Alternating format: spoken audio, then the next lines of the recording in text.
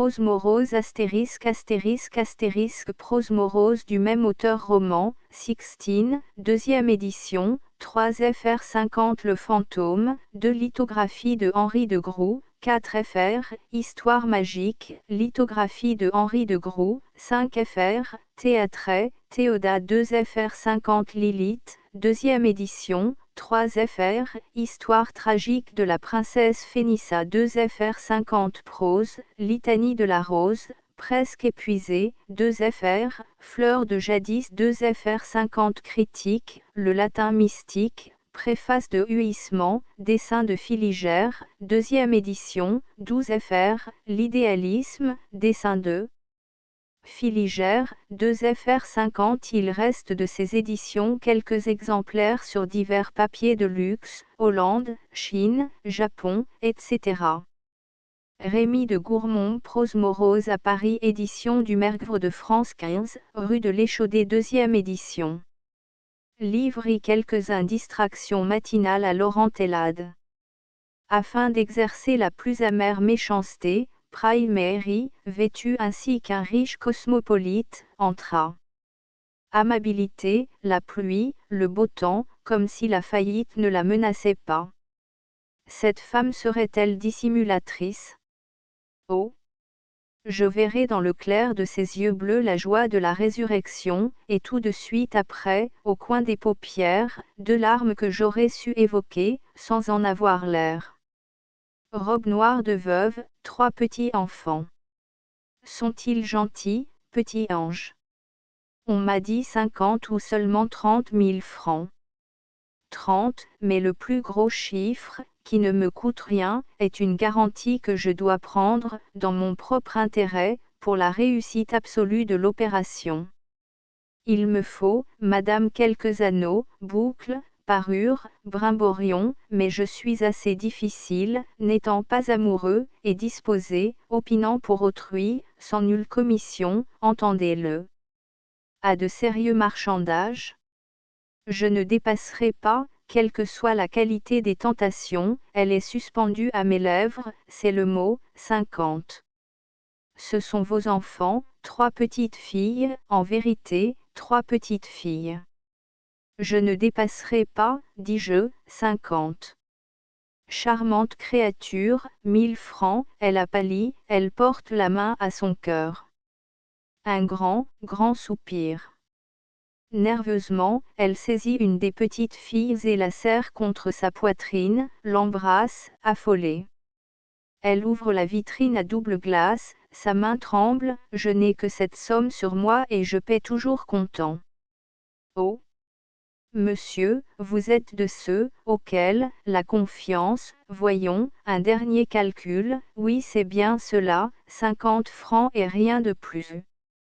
J'avais cru entendre. Allez-vous-en, mes pauvres petites, allez jouer dans la cour. Elle a senti le coup, elle tombe sur sa chaise, elle souffre, oh! Cela va trop vite, ai-je dit autre chose que 50 000 francs? Oui, oui, oh! Pardon, monsieur, que je suis sotte. Vous allez choisir, oh! Monsieur, nous nous entendrons facilement. Voici, bague, boucle d'oreille, broche, médaillon, parure complète, oh! Que je laisse à bien bon compte, petites breloques, qui seront, si vous le permettez, monsieur, par-dessus le marché. Ah! Mon Dieu, où es-tu? Petite? Mariette? Ah! C'est un peu d'étourdissement. Elle se remet, bon, très bon. Pourvu qu'elle soit de force à supporter l'expérience.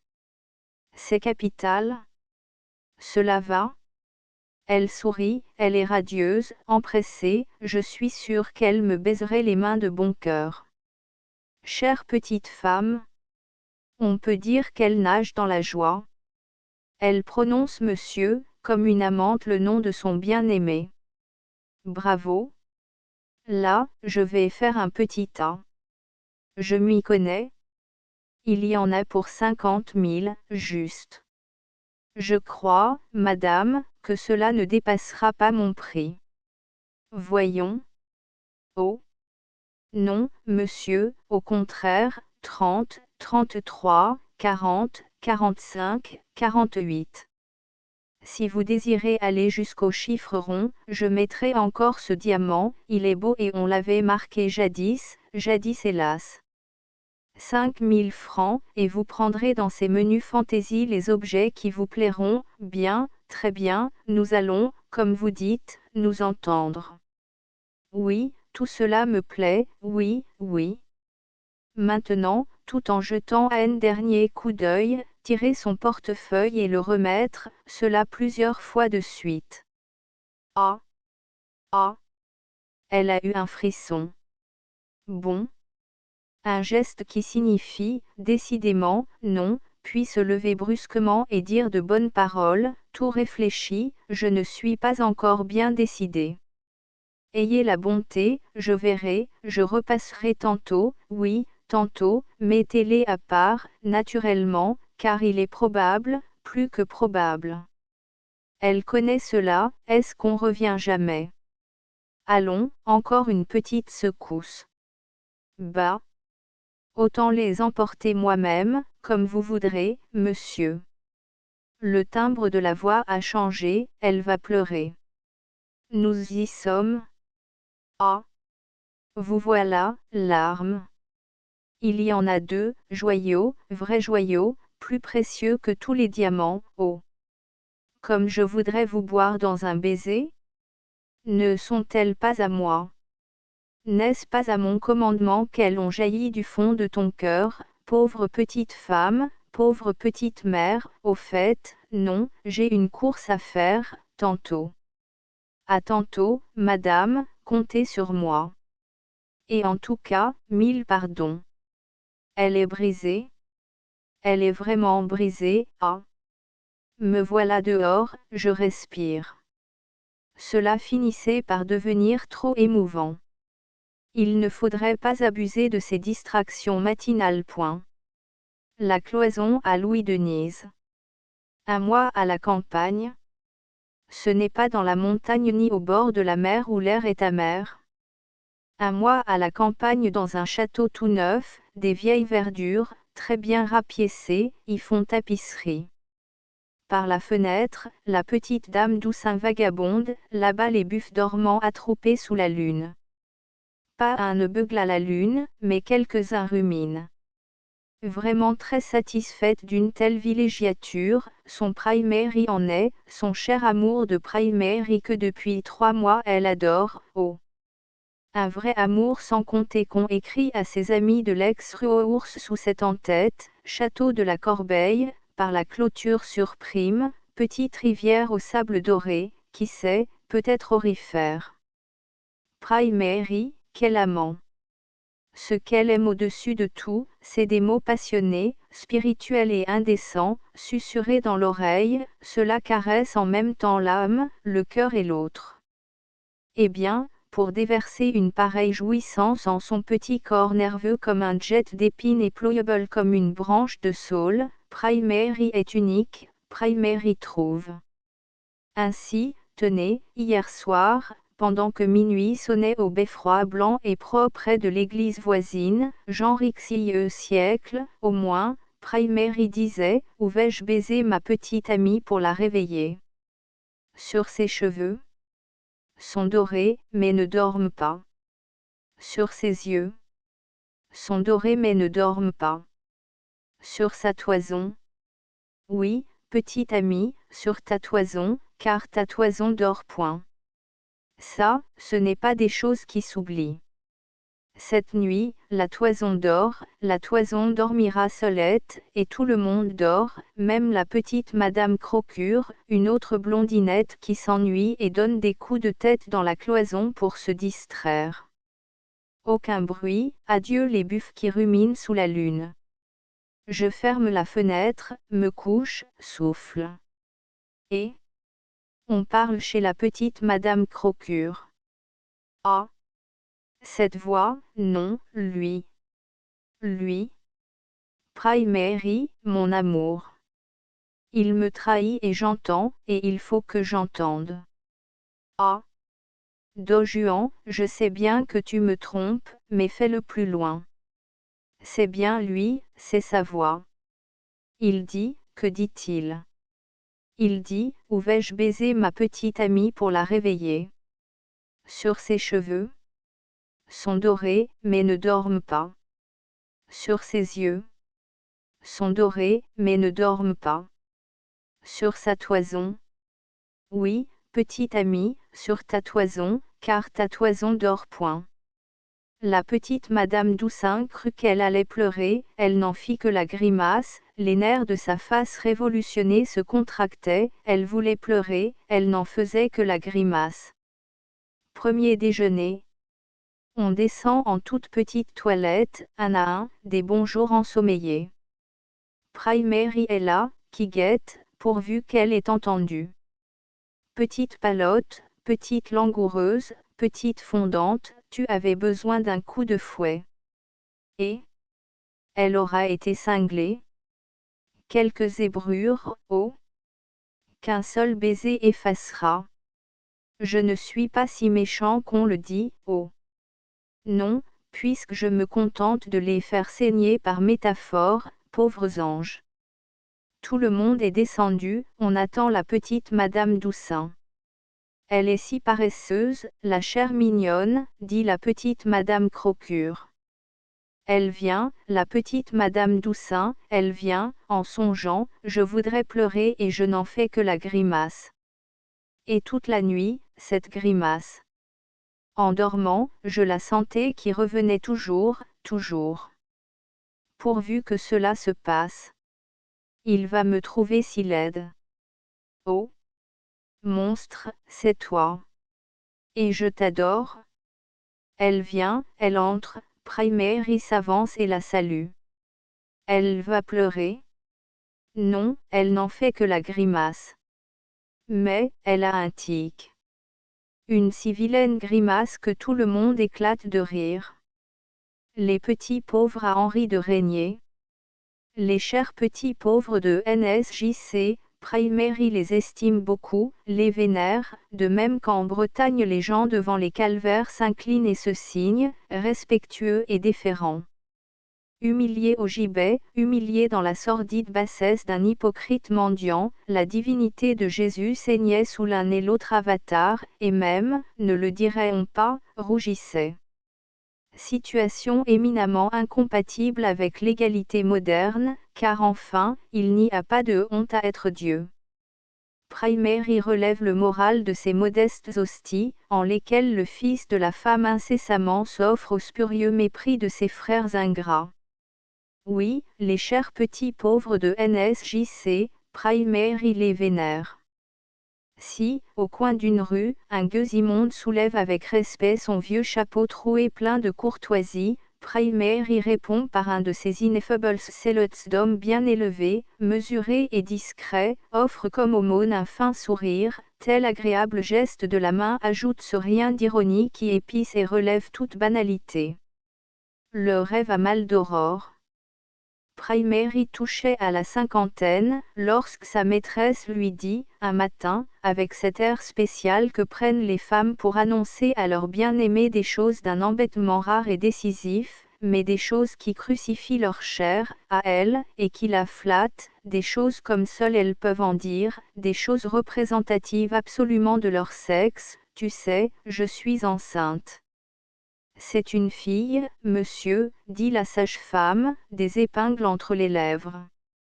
Primary, les yeux vagues, regardait, sans le voir, l'être à la peau de crevette cuite, le fœtus macéré par les alcools amniotiques, il rêvait, une fille, il la voyait montrant, sous sa robe de 8 ans, de fluettes jambes de jeune autruche, courant et s'arrêtant de courir à la caresse d'un désir mâle, grimpeuse volontiers vers des genoux agités et chatouilleurs, il la voyait chuchoteuse et sourieuse, les yeux larges et la bouche gourmande, innocente et tentatrice, angélique et sournoise, ce sera pour ma vieillesse.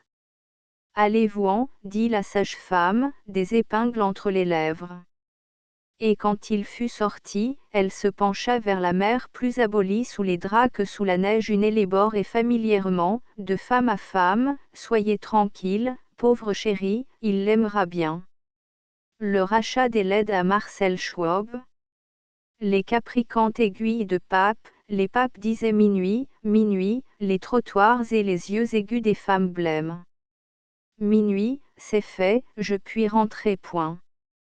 Tel qu'un peu ivre, il marchait, les jambes lourdes, et des battements de cœur si drus que le sang vers ses tempes rebondissait et bouillonnait.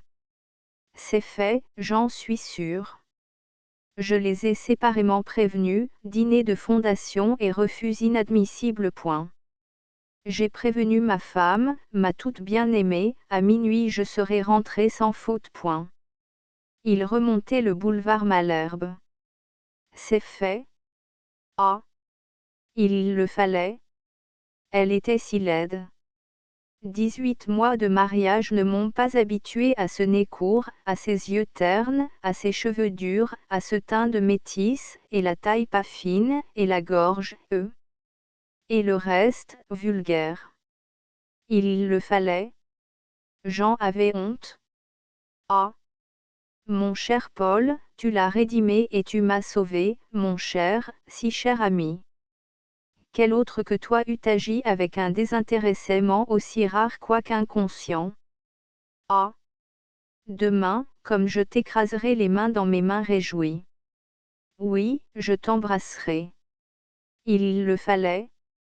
Alors, j'ai commencé de les laisser seuls, après avoir excité Paul par de petites tendresses pour ma femme adorée, je baisais Juliette dans le cou, un peu longuement, puis ceci, puis ça, et je sortais. Une brève course, faites donc un peu de musique point. Il le fallait. Je sortais, je rentrais en faisant du bruit, et dans le silence du petit salon, un subit accord. Eh bien, on ne s'est pas trop ennuyé. Elle, presque câline et moins laide, déjà, non, Paul est si gentil, mais tu abuses de lui. C'est fait. Juliette a un amant. Donc, elle n'est pas si affreuse qu'elle en a l'air. C'est fait. Ah! Je n'en suis pas fâchée. Tout le temps, je me disais, ce soir, il la dévait, elle sourit, sérieuse un peu, tout de même, il pose ses lèvres ici et là, il la prend en ses bras, il la couche, il vient, etc. Ça fut une pénible soirée. C'est fait point. Les capricantes aiguilles de pape, les papes disaient minuit et plus, minuit passaient les yeux sur Auguste des femmes blêmes. Sonner. Monter. Entrer. Elle dormichonnait, agitée. La lampe, pas baissée, illuminait sa gorge et ses bras nus. Tu dors, cher? Tiens, cette petite tache rose, au sein, là. Tu te serres toujours trop dans ton corset? Ah! Mais, tu sais, je te trouve charmante, ce soir. Oh! Ce regard m'excite. Attends, petite coquine. Il chantonnait, c'est fait, c'est fait, c'est fait. Après un silence, il redit, se rapprochant du lit, est-elle jolie, ce soir, la méchante? Jolie, jolie, jolie. Et Juliette souriait, si perversement heureuse, qu'elle était presque jolie, oui, presque. La chèvre blonde a Albert sa main. Elle pleurait, la tête sur les genoux de son mari, sa fine peau protégée par un mouchoir de soie, guettant du coin de l'œil une lettre que M. Parietal relisait, accablé. La main de la petite femme se soulevait, comme un pigeon au vol, prête à un geste vif. Mais non, ma chérie, elle n'est pas anonyme. Elle est signée, signée illisible, mais signée. Montre. Monsieur Parietal inséra la dénonciation dans la poche de son gilet, reboutonna son coin de feu, et dit, pauvre femme. Madame Parietal prit le parti de sangloter. Pauvre femme, répétait Monsieur Pariétal, et la blonde adultère finissait par sangloter sérieusement, n'ayant plus pour se distraire le jeu de pigeon-vol, si captivant. Ah! C'est indigne, cria tout à coup Monsieur Pariétal en surgissant d'un bond par-dessus sa femme stupéfaite, couchée par le choc, telle qu'une victime. Ainsi, tu as fait ça, toi. Tu m'as trompé? Réponds. Madame Pariétal se relevait. Elle vint vers son mari et lui posant une main sur l'épaule, une main tamponnée de son mouchoir de soie, écoute et comprends. Ce que j'ai fait. Comprends et compare. C'était si beau, si bien écrit. Ah! Je puis le dire, je fus empoignée. Voyons, tu devines et tu me pardonnes. Mon ami, j'ai lu La chèvre blonde, voilà tout point. Ah, disait Monsieur Pariétal. Oui, hélas. Je l'ai réalisé, ta chèvre blonde, ta chère petite chèvre. Ah. Ah, disait Monsieur Pariétal. J'ai fait ça, oui, mais tu dictais. Spasmes et sanglots. C'est bien malheureux d'avoir un mari qui écrit des choses si passionnantes. N'est-ce pas à en perdre la tête? Monsieur Pariétal, la baisant au front généreusement, point, ah. C'est la chèvre blonde. Mes amis, je ne suis pas tout à fait sans influence sur mes contemporains, moi. Nous sortons, dit, petite. Ah. C'est ma chèvre blonde. Dis, petite, vois-tu d'ici le ravage, la désunion des oreillers bourgeois. La baisant au front, tendrement. Ah! C'est la chèvre blonde. Dis, petite, mets ta robe de dentelle, nous prendrons une voiture. Point. Le phonographe à Monsieur Edison, de l'Ève future. Affaissé dans son fauteuil, confit dans son bocal, ratatiné dans l'huileuse ranceur de l'impuissance, Monsieur Pariétal cligna vers la muette horlogeaque sans grave gloire et, en un concordant geste de vérification, fit sourdre de son gousset un somptueux oignon. Il en pleura, l'heure des indéniables petits chefs d'œuvre était passée. Les velves de sa bouche bâillaient, il s'humidifia encore, il devint plus lourd qu'une éponge oubliée dans un baquet, une fumée comme de buanderie embrouillait ses lunettes et sa pipe pendait morte. À un bruit de déclic issu de l'horlogeaque sans grave gloire, les velves se rejoignirent, une allumette raviva la pipe, un coin de peau de dinde débrouilla les lunettes, l'éponge se délesta, la ranceur de l'huile s'amadoua dans le bocal élargi. Monsieur Pariétal trempa hardiment sa plume dans la bouteille à l'encre des petits chefs d'œuvre et surgirent ces mots, volupté faunesque qu'il raya volupté et, avec moins d'entrain, écrivit, plaisir faunesque qu'il raya plaisirs et écrivit, rêverie faunesque qu'il raya faunesque et écrivit, rêverie printanière il raya printanière et écrivit, rêverie juvénile il raya juvénile et écrivit, rêveries enfantines la valve se rouvrait, pleine de perles noires, la pipe tomba, le bocal devint une fiole. Et la sauce, si stupidement amère que Monsieur Pariétal, récupérant la queue de sa fuyante énergie, la pinça plus férocement que ne pince un crabe. Artémise entra, ah! Monsieur doit être dans un état. Je n'ai pas remonté le phonographe, ce matin. Sale bête, ça donne plus de mal qu'un enfant. Et, sans ajouter nul éclaircissement qui pût faire comprendre si, sale bête, s'adressait au phonographe ou à Monsieur Pariétal, elle tournait la mécanique. Vlan. Un coup de pouce pour regagner le temps perdu. Chante, perroquet. Elle fit claquer la porte, pendant que le sagace instrument disait, avez-vous lu, mon cher, le dernier livre de Pariétal, Les variétés démoniaques? Évidemment point c'est exquis, n'est-ce pas, un indéniable petit chef d'œuvre. Beaucoup de talent, Pariétal point et même du génie point oui, soyons justes et avouons-le, Pariétal a du génie point ne trouvez-vous pas que son front est impressionnant, comme la montagne qui recèle l'abîme.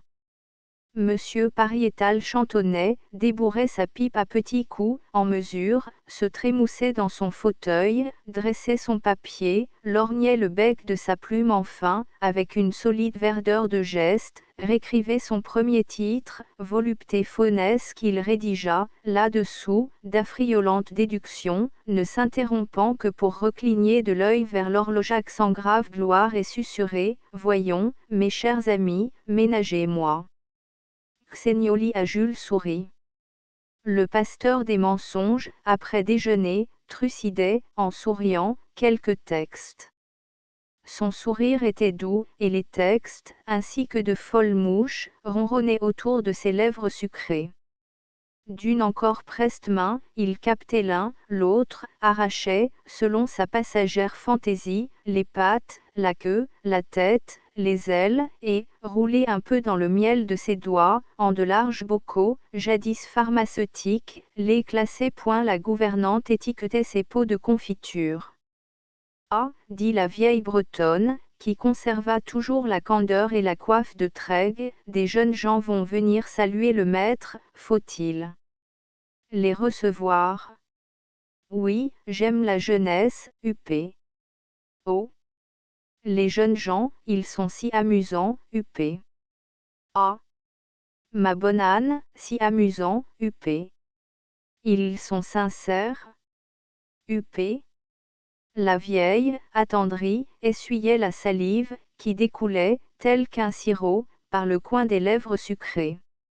2 à Bernard Lazare. Il faisait un temps blond et bleu, un temps de sainte enfance abandonnée, ou coupable. Les sénateurs rêveurs, les sénateurs du Saint-Empire prussien considéraient les doses brodées de leurs cochers, et l'âme de ces bons vieillards se brodait à l'unisson d'aigles rouges et de lilas futurs. Alors, il y eut des sénateurs français qui passèrent, pas beaucoup. Ils avaient l'air humanitaire et stérile, et leur âme était si peu brodée que c'en était pénible. Ils mangèrent tous ensemble pendant 2 heures et demie, en parlant des autres de ceux qui ne mangent pas du tout. Cependant, tout cela, c'était du pur symbole, il fallait agir. On changea de marque, le nouveau champagne active les consciences et les sénateurs se mirent à penser, et même un des honorables Français, pensant trop, éclata, son bouillon de culture se peuplait d'une infinité de microbes spirituels et sempiternels et rien ne résiste à leur expansion, pas même une peau de crocodile. Il pensait à tout, à 1848, à la pureté de sa vie, à des fesses artistiques et célèbres. Il éclata. Ses lèvres philosophiques ne purent retenir ces paroles, que ponctuaient des larmes, messieurs, je bois à l'humanité souffrante. 3 à Paul Adam.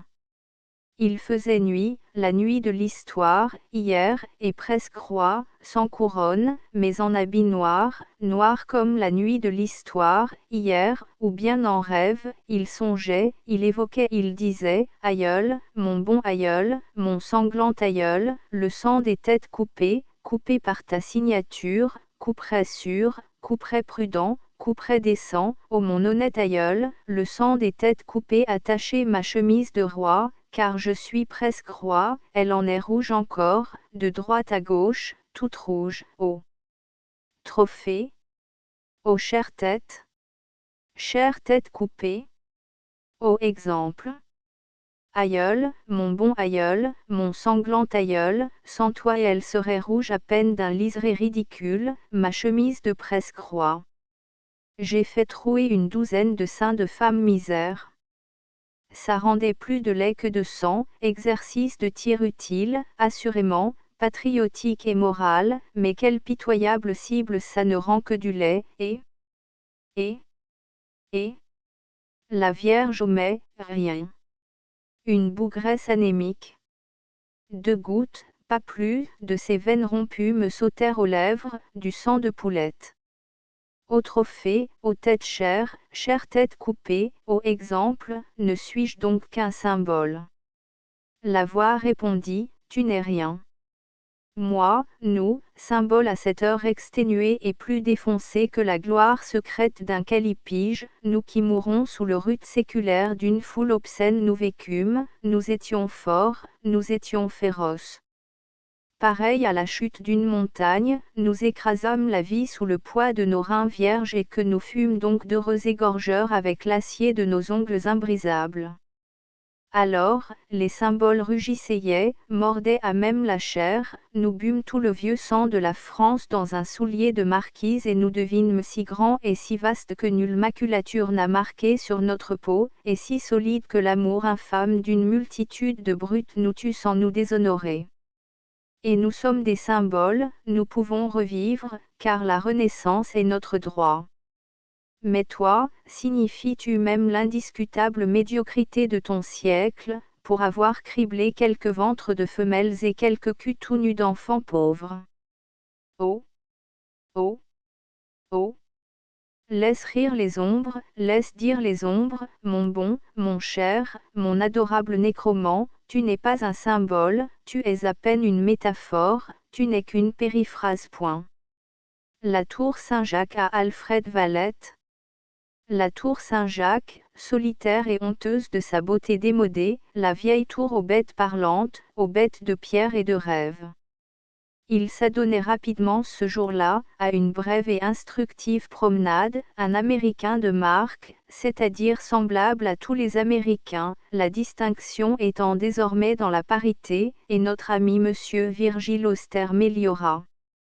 Voilà bien, murmurait le voyageur attristé, ces vieux Européens.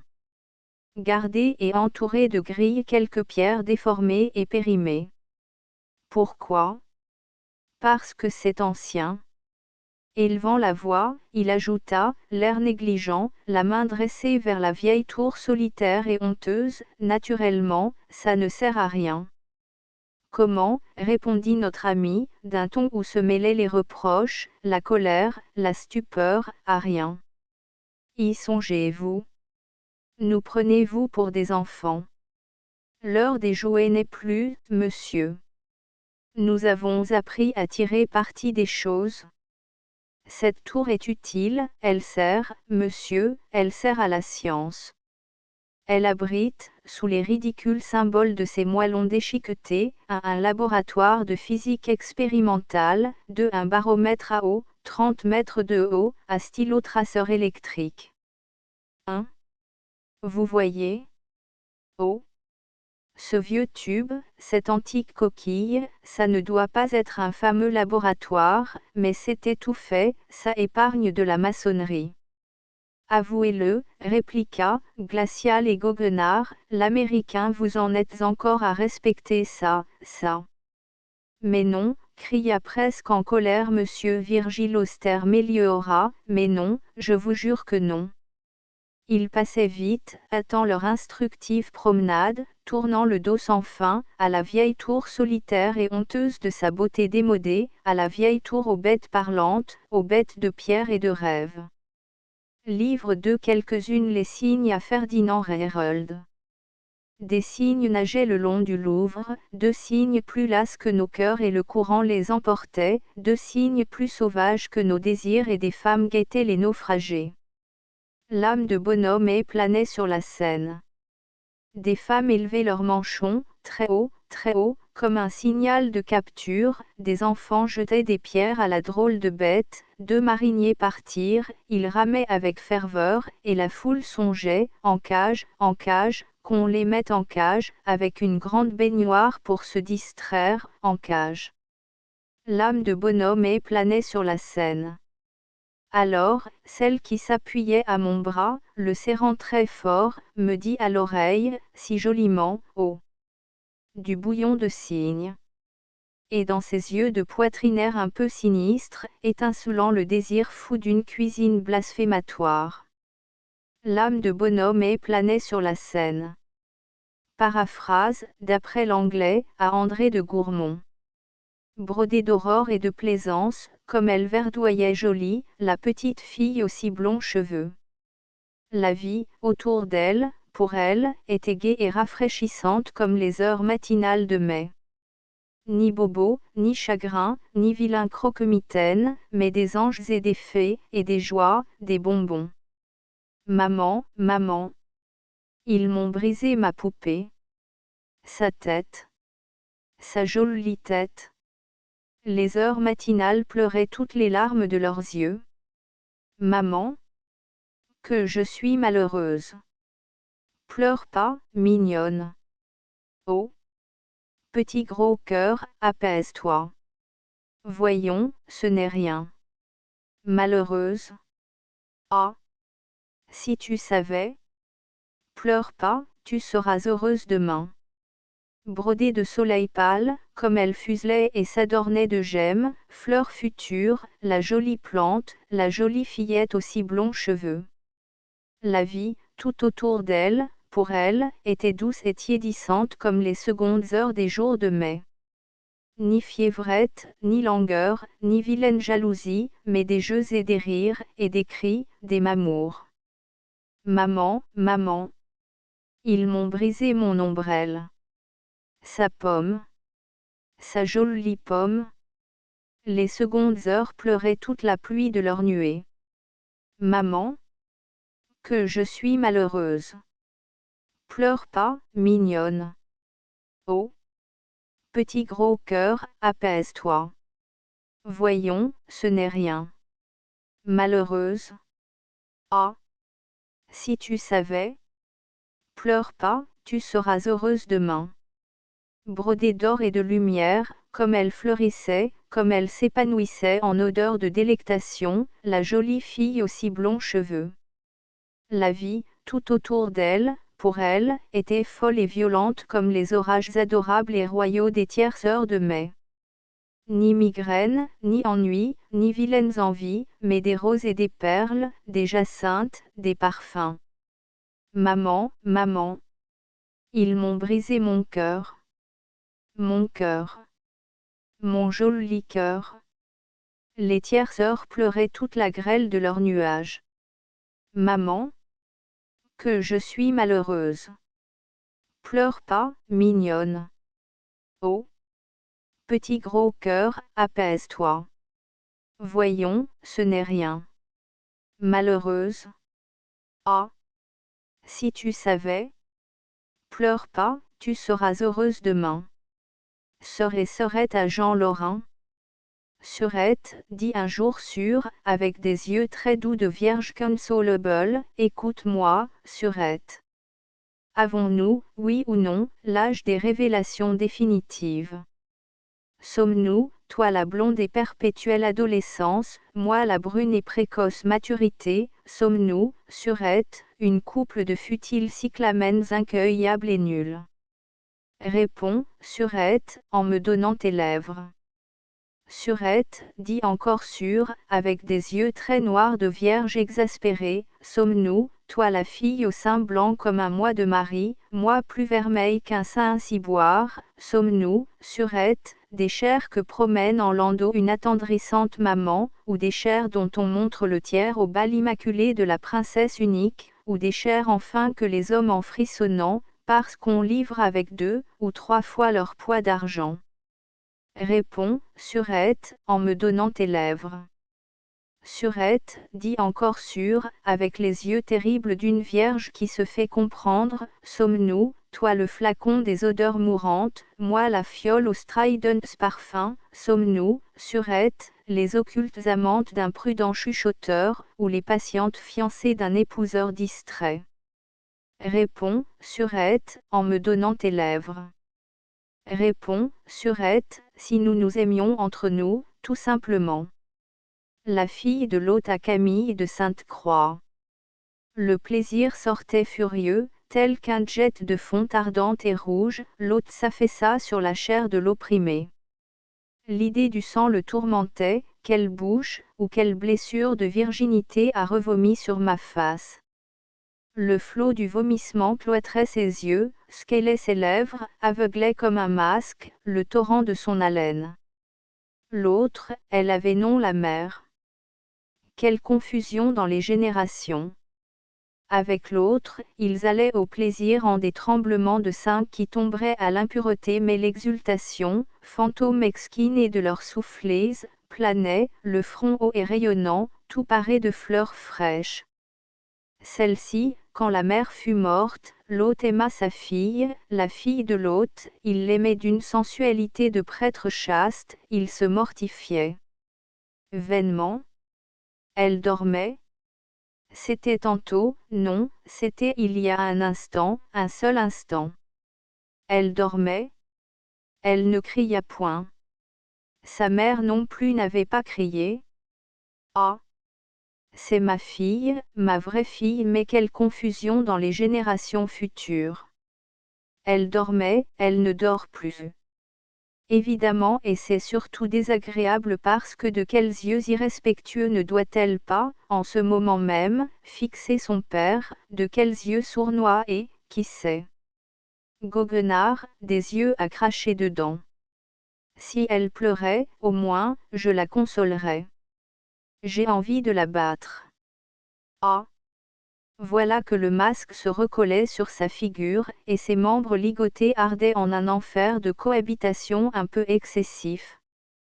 Sa tête, sous l'imaginaire étau de sang glacé, se brisait comme un os dans une gueule de chien et l'ironie l'épouvantait, comme s'épouvante un assassin qui veut, et ne peut, paralysé, redoubler le coup de grâce. Il articulait, sans parole extérieure, des chapelets de « pardon, pardon, pardon, à Dieu, à elle, à toute la vie, à toutes les choses, au lit creusé tel qu'un tas de sable fuyant vers un abîme, aux cheveux blonds mouillés par la sueur de l'angoisse, aux seins violentés, au Christ de l'Alcéove, au Christ de cuivre, qui souriait aux lumières, si amèrement, à tout, à la porte brisée, au gynécée troublé dans son silence, à la bouche écrasée par les morsures. À la bouche surtout, mais la bouche de vierge et maintenant de femme, la bouche d'enfant et maintenant d'amoureuse, la bouche adorable de la fille de l'hôte s'ouvrit et murmura dans un baiser, « Je t'aime ». Petit supplément à Arthur Symons. Contrat d'irrégulière union. Ainsi je me suis assuré des jours tissés d'un or et d'une soie vraiment supérieure. Les signes sont signés, les sceaux sont scellés. Tout est prévu, hormis l'imprévu qui papillon se glisse, d'or chrysalide, vert se réveille entre les feuilles des traités. Première partie, l'extérieur et matériel vie, ce qui se mange, ce qui se vêt, ce qui brille, toutes les mondaines fulgescences, ce qui roule, ce qui hennit, ce qui obéit, etc. Les sons. Au contraire, sur le chapitre des transcendances, revenons. Tu m'aimeras? Je te montrerai de l'amour. Tu seras fidèle. Comme une femme qui connaît le prix de la fidélité. Tu seras tendre. Une atmosphère de tendresse te circonviendra. Complaisante. Serve. Ah! Jolie. Tu t'y engages? J'ai, selon les saisons, des crèmes assorties, et, pour les intimités, la brise vespérale, la rosée lunaire, le petit lait du regard matinal, la pâte illusion des nuits blanches. Auras-tu, cher, des pleurs de jalousie, quand il le faudra? Je sais pleurer. Et les rires. Par exemple, le rire il-même, décidément j'étais une sotte de me tourmenter. Mon rire il-même, décidément j'étais une sotte de me tourmenter est une perle. Tu verras. Et les sourires. Il me faut les sourires. Je les ai tous, amis, le sourire plein de promesses, le sourire adorable de mutinerie, le sourire troublant du sphinx, le sourire voilé de larmes, j'ai le sourire sarcastique, le sourire sardonique, le sourire malicieux, le sourire vainqueur, j'ai le poétique sourire et le sourire nuancé de mélancolie, je les ai tous, te dis-je. Sans vanité, mon écrin de sourire est très complet. J'ai même le sourire après, si rare. Le sourire je t'aimais bien avant mais comme je t'aime maintenant il n'y a pas de comparaison. Tu vois, dis-moi, et les amoureuses pamoisons. Oh, je crois bien. À quoi penses-tu? Mais c'est le B.A. B.A. B.A. Beau, bu. Voyons, pour quel ingénu prenons-nous notre adoré? Nous monterons au ciel, au septième, n'est-ce pas? Au septième, j'ai des ailes. Redis-moi encore que tu m'aimeras, ma bien-aimée. Mon amour t'appartient. Tu m'aimeras passionnément. Ah! Pour cela, mon cher, permettez. Avec un petit supplément, oui. Je sais le rôle. Volontiers, mais que cela soit bien entendu, la passion se paie à part. Les correspondances à Édouard Dubu. Il est étonnant que l'homme ne sache pas encore que son mental est dans une lumière absolument autre que la lumière du monde, mais tel est l'état des choses, que pour ceux qui sont dans la lumière du monde, la lumière du ciel est comme des ténèbres. Emmanuel Swedenborg. Les arcanes célestes, 3224. Mi-dévêtu, il la prit sur ses genoux et le jeu des doigts en promenade signalait à mesure la localisation des correspondances. Ton des explications, cette affectueuse ironie qui réussit à capter l'attention des petits enfants. Mais oui, cher, le corps humain, tout son interne mécanisme, tout le geste, tous les organes sont en homologie avec le monde spirituel, avec le ciel enfer, vaste espace en forme humaine, très grand hermaphrodite habité selon les régions par des créatures célestes, infernales, purgatoriales, les infernales végètent parmi les excrétions, les choses mortes. Ce ne sont pas des symboles bien complexes, aux yeux correspondent les anges de lumière, au cœur, des anges d'amour, aux poumons, des anges de foi, aux bras, les anges de la force, un bras nu m'est apparu, qui avait en lui une grande force. Cette vie résolue, les avares vont s'enclore dans la geôle de l'estomac, les improbes barboteront dans les marécages du fiel, les stupides et les vaniteux, dans l'égout du côlon, quant aux glorieux massacreurs, ils expireront dans le perpétuel impasse du rectum la joie des champs de bataille. Âme tendre qui adorâtes les enfants et qui en fîtes la matrice de l'hermaphrodite sera votre palais. Oh! Que tu m'ennuies! Tiens, là et au contact indicateur elle s'ennuyait déjà moins entre les jambes divines de l'infini, c'est la demeure des bonnes amoureuses.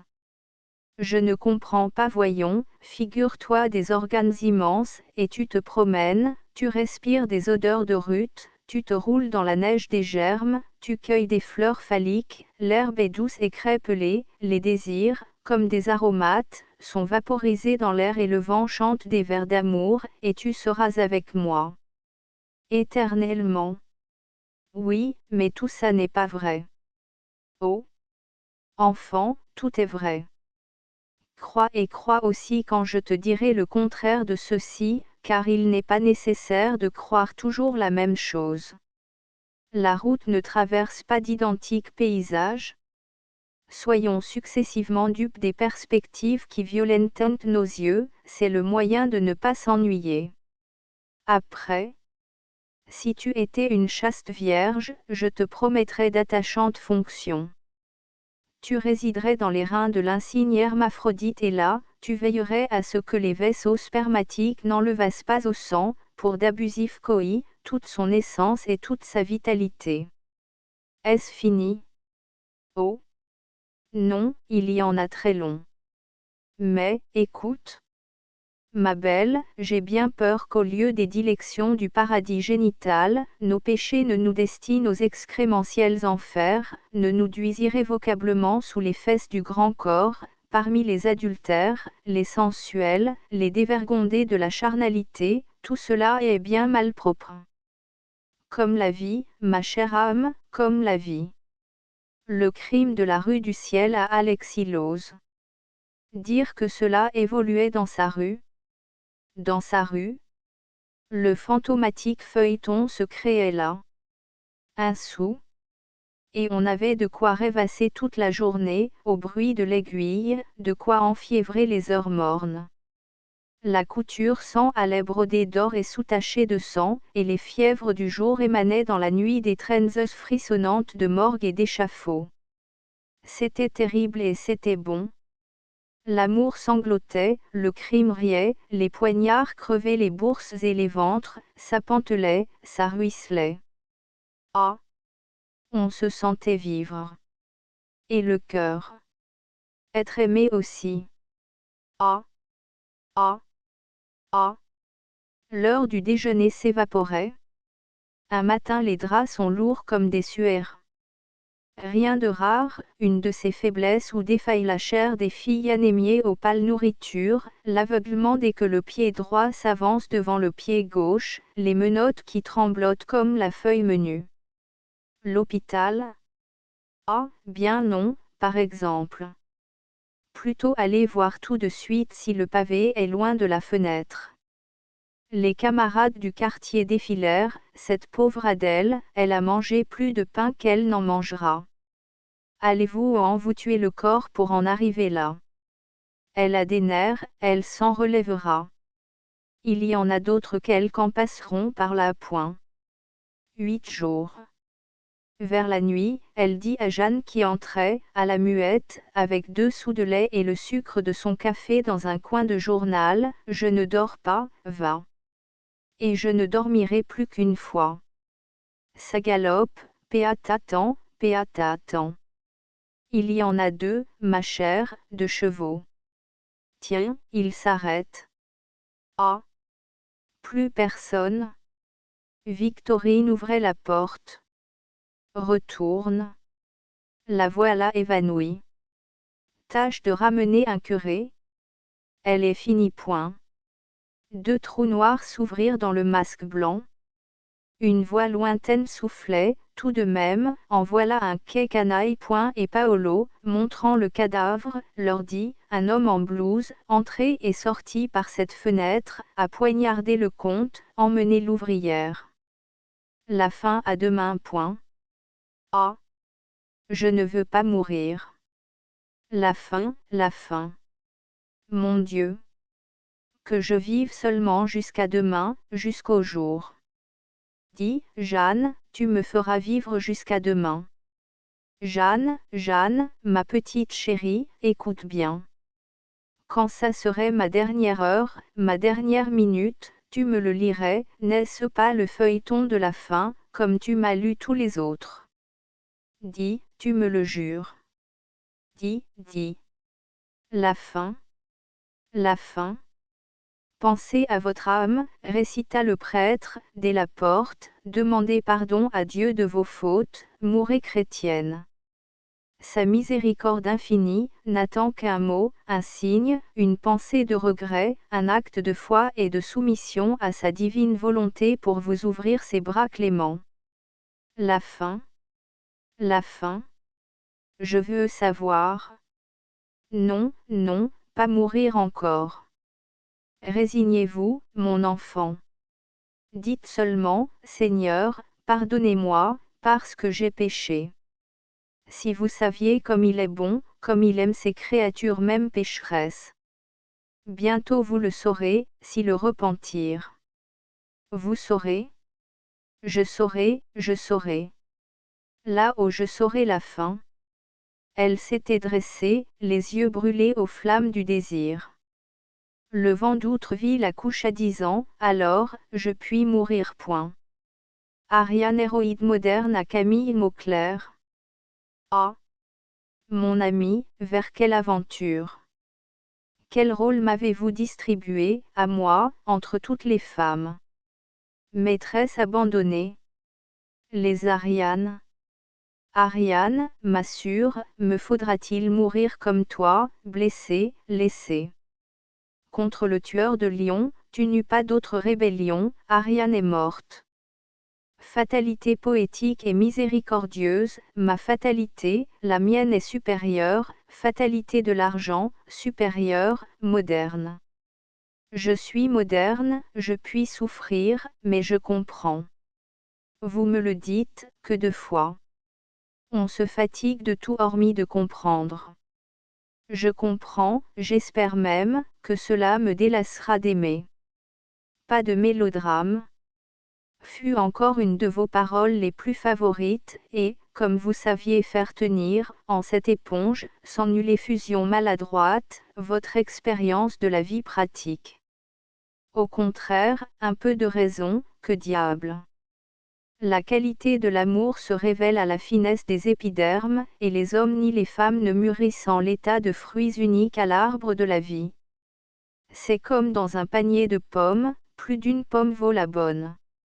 On peut trouver à se raparier, sans même sortir de son quartier, remarque parfaitement juste, mais enfin, cela n'empêche pas qu'il n'y ait un petit moment difficile à passer.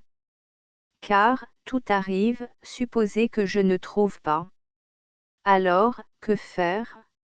Vous me livrez, inerme, aux cruautés de l'inquiétude. Oh! Mon ami, ce n'est pas un reproche. Les reproches sont vains, je le sais, et gaspillent les minutes, cette monnaie du temps, bien inutilement. Donc, pas de reproches, et respectons les choses sacrées. On ne s'en va pas opposer à un intérêt de premier ordre, l'argent, telle minuité, le sentiment. Non, ce que j'en dis, c'est pour me distraire seulement, je ne suis qu'une femme, il m'est permis, n'est-ce pas? D'être légère, un peu. Légère? Passez-moi cela et souffrez, sans hausser les épaules, que je m'amuse à des bulles. Voyons, je vous en prie, pas de fâcherie, il faut laisser jouer les enfants. Et 10 ans? 10 ans, mon cher, que je m'adonne à vous aimer. J'aurais pu glorifier des écrans de soie ou faire des enfants, je vous aimais, et je croyais que cela durerait toujours, c'était ma vocation. Je vous aimais, c'est dire que je m'étais logé en vous, comme une seconde âme, tout à fait persuadée que la mort, seule, l'expulserait de l'habitacle choisi. Je n'avais pas d'existence séparée, j'étais la greffe qui vit à même la sève de l'arbre, maintenue, chair contre chair, par le jonc du jardinier. Amour, que tu fus un mauvais jardinier. Croyez-vous que je n'ai pas saigné à la rupture? Me voilà tombée comme une branche morte. En 2 mots, je vous dirai ce que j'ai sur le cœur, j'aurais voulu vieillir avec toi. C'est fini, n'en parlons plus, mais soyez sûr, mon ami, que je ne vieillirai pas seul. D'abord, n'ai-je pas votre souvenir, et toujours autour de ma vie, en mon crépuscule définitif, l'ubiquité de ton corps familier. Et aux heures nocturnes, le souffle révélateur de votre haleine, et durant les jours, les longs jours, le murmure obscur et doux de tes mots d'autrefois. Nous y sommes. Vous croyez m'avoir abandonné? Mais non, mon ami, ceci n'est pas en votre pouvoir, par la raison assez plausible que je ne le veux pas. Je me serais résigné à n'être pour toi qu'une vaine passance. Mais non. Tu vivais en moi et tu régnais sur moi, simulacre créé par moi et couronné par moi, roi, je ne t'ai déposé, tu règnes, amant, je ne t'ai pas tué, tu vis. Tu règnes et tu vis, parce que je t'aime, ah. Comment faire pour n'être pas aimé? Comprends-tu ce miracle de mon plaisir? Tu ne m'as pas quitté un seul instant, ô mon cher amant, mon roi cher, pas un seul instant entre tous les instants où s'équilibre notre vie, pas un seul, et tu ne me quitteras jamais. Je vois, je sens, je touche mon amour. Je t'aime. Écoute, je t'aime. C'est moi qui te possède, moi, la reniée, et non pas l'autre, la chérie. Pauvre chérie. Va, je ne suis pas jalouse de son illusion, mais elle, dis-moi, si elle savait. Ah! Tu croyais qu'on peut se reprendre. Quelle sottise pour un homme si intelligent, si pratique. Tu t'es donné, n'est-ce pas? Eh bien, je te garde et je t'emporterai avec moi.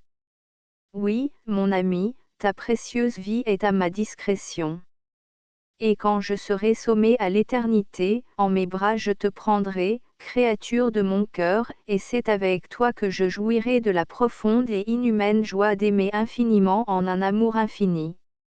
Nous irons au ciel ensemble, ma chère ombre, et ensemble transfigurés, mon cher souvenir, nous vivrons éternellement. Point. Livre 3. Quelques autres visions à G. Albert Aurieux. Elle était dorée sous ses voiles palmement bleus, tel qu'un struc florentin. Comme je m'en étonnais, c'est que je suis un trésor. Je répondis, raison bien élémentaire. Elle dit encore, c'est que je suis élémentaire.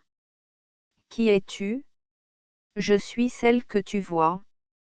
Veux-tu que je t'aime? Je le veux bien.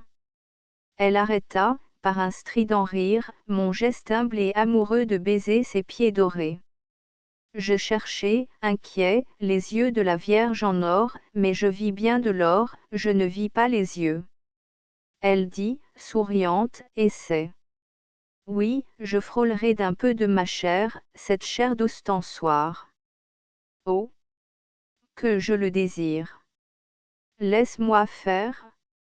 Ma tête s'inclina vers les pieds dorés et aussitôt tout disparut. Là, mon cher, chuchotait la voix du lointain, te l'avais-je dit. D'or, de marbre, de chair, je m'évanouis à l'épreuve d'un contact. Je suis l'intouchable, c'est-à-dire la femme.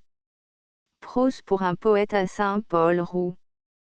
Pense, disait le poète, pense au pas l'abandon. Il faut savoir qu'elle était pas jeune, jolie plus guère et parmi l'artificielle glacis blond des cheveux fins, tel quand un ciel enflammé des avant-crépuscules, de blanches stries se couchait, prime vers à l'agonie parmi les soucis incandescents. Il faut savoir tout ce que savait le poète, encore ceci, que la pas jeune et plus guère jolie femme, un désolant caprice la délaissait, il ne l'aimait plus. Ah! Même dans un grand calme de ton nez avec geste à la tempie que voulez-vous, ça contenait bien des sanglots, et pas si effarouchés qu'ils ne montassent résolument à l'assaut du pauvre cœur. Il faut savoir encore qu'elle dit, après un silence, me voilà toute seule. Reste à s'organiser, arranger sa vie, et qu'en disant, elle torturait par des poses inaccoutumées ses bras hauts. Très beau encore et même relativement superbe, relativement à l'inconsistante jeunesse ses bras veufs du cou très cher qu'elle aurait eu tant de joie à étrangler pour qu'il ne se pliât pas une fois de plus sous l'étreinte de bras différents hauts. Oui, on pouvait le dire des siens. Il faut savoir encore qu'elle avait un vrai gros chagrin, en la pantomime des simagrées obligatoires car seule ou pas seule, est-ce la même chose, voyons, et que, si elle avait été seule, toute seule, elle se serait vautrée sur ses tapis, se serait saoulée de larmes amères et de « Ah! Mon Dieu !» toutes les 2 secondes, et de « Qu'est-ce que je vais devenir ?» dans les intervalles et de « Car elle avait de la religion, Sainte Vierge Marie, rendez-le-moi. » Il ne reste plus rien à savoir, hormis ceci, que le poète avait beaucoup d'esprit et qu'il faisait des vers, ah! Ma chère! Des vers? Oh! Une grâce! Un charme! Enfin, avouez qu'ils sont bien. Des caresses, vraiment oui, inexprimables, des caresses, des caresses. Pense, disait le poète, pense au pas l'abandon. Et la pas jeune et guère plus jolie femme devenait toute gracieusement pâle et finalement telle qu'un ciel enflammé des avant-crépuscules qui s'atténue vers les candeurs de l'agonie, toute blanche, toute blanche. Ah! Prends garde au poète consolateur, prends garde au verbe, à la magie des réalisations, prends garde aux mots qui se dressent et vivent, aux évocations improvisées, aux incantations créatrices, prends garde aux logiques de la parole, toutes les syllabes ne sont pas vaines. Le poète disait, pense au pas l'abandon des vieux lys solitaires. L'opérateur des morts à Rachilde. J'étais près de celle qui ne remuera plus, jamais j'étais à genoux et je pleurais près de celle qui n'aura plus, jamais, de pleurs. Je pleurais intérieurement, car j'avais trop peur pour pleurer des larmes humaines, je pleurais divinement. On entra. c'était un personnage vêtu de noir, de tenue probe, et ganté de noir. J'interrogeai par le simple geste de la tête dressée, tournée un peu du côté de l'intrus. D'une voix basse, calme et presque vive, pourtant oui, d'une voix presque vivante, il répondit, « Madame, je suis l'opérateur des morts. » Et comme je comprenais, trop bien hélas. Ce qu'il fallait laisser faire, je me levai, m'écartant du lit, les doigts encore joints, presque crispés sur mon chapelet. Il se pencha vers la morte adorée, je regardais, il replia le drap jusqu'au-dessous des seins morts de ma morte, et, appuyant l'index au bord intérieur de la mamelle gauche, « C'est là, dit-il. » Il l'avait mise en travers de sa bouche, l'épingle des cœurs morts, la grande épingle, pour l'avoir à portée de la main et frapper vite. Il dit, « C'est là, » et du coup il piquait, d'un seul coup. Le visage de ma morte était toujours pareil, elle n'était pas plus morte maintenant qu'on l'avait tuée 2 fois, mais peut-être que son cœur immortel subissait, dans les au-delà, la transfixion. Ah! Lance métaphorique du soldat romain qui tous les jours transperce Jésus, et toi, épée mortuaire, n'êtes-vous pas du même fer? Alors, avec un sourire de complaisance consolatrice, il dit, « Elle ne sera pas enterrée vivante. » Il parlait de ma bien-aimée et me tendait un papier. Je lui fis signe, sur la cheminée. Ayant déféré à ma douleur avec l'assentiment poli qui signifie, « Je suis sûr de vous », il sortit. Je me penchai vers la morte adorée, c'était une longue épingle d'acier à pommeau d'argent bruni, en forme de croix, une épée de croisée, une épée de milicien du Christ. Ah! Le symbole, ami, se réalisait donc puisque tu l'avais réelle et sanglante en ton sanglant cœur, la croix. L'enfer à l'ouïe du mur. Dans son humble cellule, traversée d'étranges lueurs qui ne provenaient ni de l'aube naissante, ni de la lampe moribonde, l'illustre hérétique écrivait. Au début de son léger monitoire, il avait posé cet indéniable aphorisme, base de toute morale vraiment sérieuse, il y a un enfer maintenant, en de rougeoyantes cornues, il distillait les immondes sulfurs, activait dans les marmites du diable les soupes à la poix, cuisinait les sauces au bitume, dosait les rations d'huile bouillante, trempait dans la résine, pour des illuminations anniversaires, les cheveux blonds des bien-aimés et la barbe des amants, il élargissait de vastes étangs d'alcool. Où, comme des ronds de citron dans un punch, des énergumènes flottaient, sommés de flammes vertes, il arrosait de plomb fondu les crânes rebelles au verbe éternel, et la chair dévorée renaissait magiquement pour grésiller encore sous l'immortelle pluie de feu, ici, un terrible hachoir hachait les mains menteuses, là, un racloir, d'un mécanisme surhumain, raclait sur leurs os gémissant la chair stérile des vierges folles, et des cœurs tombaient sous la meule infernale aussi pressés que des grains de blé. L'illustre hérétique n'oubliait pas les âmes, fourbissait, avec le plus grand soin, les fourches de la peur, les flèches du remords, les colliers de l'angoisse, les marteaux de l'effroi, les chaînes de la honte, les tenailles de la désolation. Ensuite, il passa aux preuves. Il évoquait de sinistres damnés, de lamentables cadavres surgissant et disant avec des yeux pleins d'une épouvante infinie, « Je suis en enfer ». Ratsbo, roi des frisons, émergea ainsi du fond des abîmes, vint secouer devant ses officiers surpris des menottes de fer rouge. De même, le comte Orlaf, quittant pour un instant les GN, manifesta, grâce à sa présence insolite en pantoufles et en robe de chambre, la vérité de l'enfer niée par un incrédule général. Et d'autres, et combien d'autres, rejetés momentanément par le gouffre, marquèrent sur les vivants, sur les meubles, sur les tentures, les traces carbonisées de leurs doigts en feu, ou bien, avec une jovialité véritablement démoniaque, s'amusèrent, comme ce damné fameux, dont parle Pierre le Vénérable, abbé de Cluny, à revenir asperger d'innocentes créatures avec un liquide plus corrosif que l'eau seconde, en criant d'une voix non dénuée d'une certaine ironie, « Voici l'eau froide dont on se rafraîchit en enfer ». Des nuages couvraient le ciel, l'humble cellule était traversée de lueurs qui ne provenaient ni du soleil voilé ni de la lampe morte.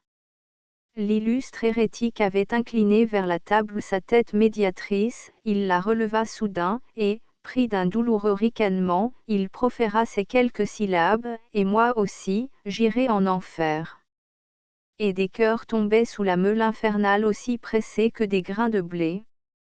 Prociens sol de Stella Saint-Bernard à moi-même.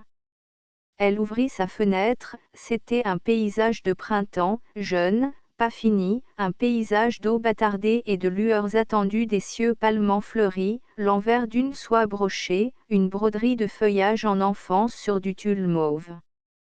Il y eut un arrêt, avant l'exaltation certaine des lueurs attendues. Quelque chose de clarifiant allait surgir dans une bénédiction prochaine.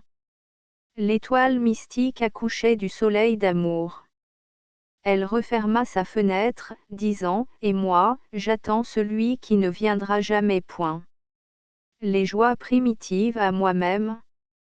Que me veux-tu, ombre des joies primitives, et pourquoi reviens-tu m'obséder tous les ans, à la même heure, à la dernière? Parfum des résédas épars et des tilleuls, charme des encolis en deuil, frange des végélias.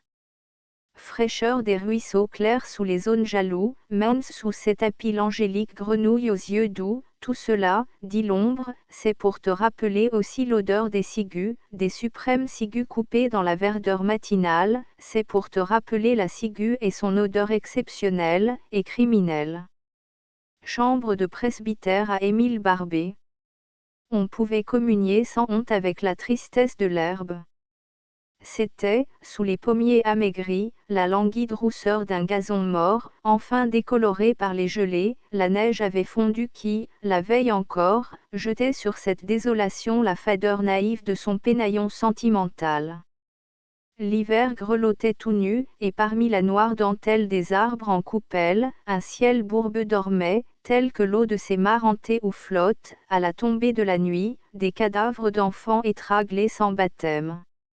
Il venait de se lever, de se vêtir vite, car, hors du lit riche en plumes et en laine, cette vaste cellule sans tapis, ni tenture, sans feu, refusait l'offrande du plus humble réconfort. Un hexagonal pavé de briques roses avec des trous qui faisaient enchère les lyres des chaises rempaillées et daignaient tout aplomb à la table de bois blanc, vêtue de toile écrue, où s'érigeait dans sa cuvette exiguë et carrée, la fleur urcéolée d'un pot de faïence de Rouen, des murs plâtrés peints couleur d'ocre avec l'unique attirance, sur une planchette, de la Vierge au rosaire, porcelaine blanche et souriante, vers qui se penchaient, innocents acolytes, 2 tiges de lit, en bouton vierge. Fuseau pareil au pénis immaculé d'un enfant, le lit à colonnettes, à ciel, à rideaux pairs écartés des pieds et du chevet par des tringles à sorosses d'or, ainsi la chambre où l'ami, en cette matinée de décembre, songeait. Il laissa sur les vitres verdies retomber la mince cotonnade jaune, de celle qui obstruant les fenêtres des séminaires, et lâchement enfonça sous les draps encore tièdes ses mains glacées. Ce lit, d'une grossière et lourde volupté, lui apparaissait, dans cette salle morne, comme un péché, seul, dans la vie d'un cénobite. L'entrée des hommes d'armes à PN. Roanard. Il regagna les premières maisons du petit bourg féodal, s'engagea dans les étroites rues, passa sous un antique porche où pointaient encore les dents rouillées du Ners. Franchit cette menaçante voûte, on apercevait de monumentales arcades, des ogives fleuries d'écussons. Dans ces solides ruines, une auberge s'abritait, dominée par le puissant donjon dont les créneaux émergeaient d'un fouillis de lierre. La cour était vaste, enclose de vieilles murailles, déserte, animée seulement par les cris effarés des corneilles nichées dans les meurtrières. Le donjon, le lierre, les corneilles, les murs anciens, les ogives, toute cette vétusté pleine d'une si noble paix. Il se posa sur un banc, éprouvant une réelle joie, le contentement de vivre, quelques instants, au milieu de pierres qui avaient vu d'autres faces, d'autres gestes, d'autres fêtes que les faces avides, les gestes pressés, les fêtes grossières d'un siècle mercantile. Il déjeuna en plein air, servi par une alerte fille aux yeux bruns dont la coiffe en mitre arrondie, inclinée vers la nuque, s'accommodait à l'ensemble de la vision. Une pareille péronnelle jadis avait dû capter par ses sourires la maussaderie des soudards anglais, ou arrêter, par un sérieux regard des mêmes yeux bruns et d'où la lourde effervescence des reîtres bourguignons, peut-être que des sabots de cheval allaient retentir sous le porche, des lances cliquetaient sur les cuissards d'acier. Il entendit la sonnaille des côtes de mailles, le grincement des solerets, des voix sourdement juraient sous la visière grillée des salades empanachées. Une maison dans les dunes à Paul Blier. Jadis, au temps des Antoine et des Paphnus, la Thébaïde l'eût tenté, avec ses cavernes et ses arènes muettes. Presque seul, vraiment seul, dans le désarroi des deuils récents et la survivance illogique des vieilles habitudes mort à ce qui n'était pas très loin, très haut ou très absurde, il habitait une grande maison carrée, couvent égyptien, lourde blancheur écrasée dans l'or pâle des sables. Terre conquise sur la mer, le sol en avait gardé la nostalgie, les herbes qu'il nourrissait avaient des formes marines, il cédait sous les pieds comme le flot cède au poitrail des barques, et les pins, ceinture sacrée qui enserrait la maison, s'étaient courbés sous l'éternel vent de l'océan, ainsi que de fuyantes voilures. Il crut, rentrant chez lui, qu'il allait visiter ses frères en monastère, il attendait sur le seuil la coule noire du père Hilarion. Là-bas, le phare d'Alexandrie dardait une flamme vive dans le couchant assombri. Nouvelle des îles infortunées à Jules Renard. C'était un pays doux, triste et vert, comme recueilli dans une infortune ancienne, une vaste plaine affligée et résignée. Je pris un sentier serré entre deux haies d'épines sans fleurs, de lamentables épines qui semblaient pleurer sur la cruauté de leur destination, et, après avoir marché pendant des heures en la prison des lamentables épines, je fus arrêté par une barrière érigée telle qu'une absurde estacade entre moi et l'infini. Les médrios brutalement équarris s'entrecroisaient, délimitant d'étroits losanges de lumière, je regardai et je vis, un jardin doux, triste et vert, où, fraîche et paumée, triste, tendre et verte, des salades poussaient, rien que des salades, rien que des laitues, et parmi ce tendre pâturage un troupeau de femmes nues. Je ne m'y trompais pas un instant, les descriptions des voyageurs étaient précises, je n'avais jamais vu de femme, j'en voyais. Ce spectacle m'intéressa. La femme m'apparut alors comme un animal assez gracieux, que je classai immédiatement entre la sarigue et le kangourou, mais elle différait de ces types par quelques détails fort caractéristiques. Ainsi, comme le cheval, les femmes ont une crinière, noire, baille, alezane, qui leur retombe sur les yeux et traîne jusqu'à terre, leur poil est rare, dru à certaines places, plus clair ou plus foncé que la crinière, elles n'ont pas de queue, pour se gratter, elles relèvent la patte de devant, contrairement à la plupart des autres animaux qui relèvent la patte de derrière, leurs mamelles sont pectorales, tandis que chez la plupart des mammifères elles sont inguinales. Elles allaient çà et là, broutant de la tendre et verte laitue, ici une feuille, là une autre feuille, l'air inquiet, l'air quêteur, flairant pendant des minutes une salade qui, moi, m'aurait fort bien satisfait, mais qu'elles dédaignaient pour une autre toute pareille ou même moins appétissante. Malgré leur apparence d'inquiétude, il me sembla qu'elles se courbaient avec plaisir vers la terre, contentes de justifier leurs appétits matériels, car pendant plus d'une heure que je les examinais, pas une fois, ne releva la tête, la salade, la bonne laitue faisaient toute leur passion. Jamais en vérité des animaux ne m'avaient intéressé à ce point, j'aurais voulu les voir de près, les toucher, je sifflais, j'appelais, j'imaginais les modulations les plus douces, comme au jardin des plantes, je passais ma main à travers la barrière, faisant des signes d'appel, feignant de détenir en mes doigts de bonnes choses, le troupeau ne fut pas ému. J'étais impatient, je devins colère, je lançai des pierres sur les belles bêtes, mais je visais mal, je n'atteignis aucune croupe et le troupeau ne fut pas ému. Pourtant, je voulais une de ces bêtes. La haie d'épines, la lamentable haie, triste de sa destination, encerclait le jardin d'une inéluctable défense, mais la barrière était franchissable. Je montai à l'assaut de mon désir, je réussis, et la ruse de tomber à quatre pattes me fit approcher inaperçue d'une petite alezane écartée du gros de la troupe. Elle fut saisie, jetée sur mes épaules, je me retrouvai, après une fiévreuse escalade, de l'autre côté de la barrière, sans que la conscience bien nette de ce rapt étrange s'affirmât en mon esprit, et, troublé, affolé, n'ayant repris haleine, ni regardé derrière moi, je m'enfuis, heureux de mon fardeau, de la bonne bête volée qui gémissait un peu, mais se laissait faire avec une inertie singulièrement douce. Que se passa-t-il chez moi, dans la petite maison que je m'étais organisée près de la côte, en attendant le navire aux ailes blanches qui devait m'enlever aux îles Infortunées? Hélas! Je ne saurais le dire. Mais, dès que j'eus déposé la femme dans mon enclos, dès que je l'eus flattée, dès que j'eus, par jeu, baisé son agréable crinière, dès que, prenant sa tête entre mes mains, j'eus fixé mes yeux sur ses yeux verts, ses yeux en vérité couleur de fraîche, de tendre, de verte laitue, oui, à ce moment-là, dès que les yeux verts de la belle bête, ses yeux noyés dans une brume si animalement ingénue, ses yeux profonds comme l'idée du printemps éternel, ses yeux résignés et pleins d'une impérieuse charité, dès que ses yeux, des yeux comme je n'en avais jamais vu, m'eurent imprégné de leur fluide, je devins ivre, et peut-être fou. Que se passa-t-il? Rien que je puisse dire, puisque j'étais ivre et peut-être fou. Mais depuis ce moment-là, la bête, dressée sur deux pattes, la bête devenue toute pareille à ce que j'étais, me domine et me dompte. Et c'est moi qui broute la salade, la fraîche, la tendre, la verte laitue.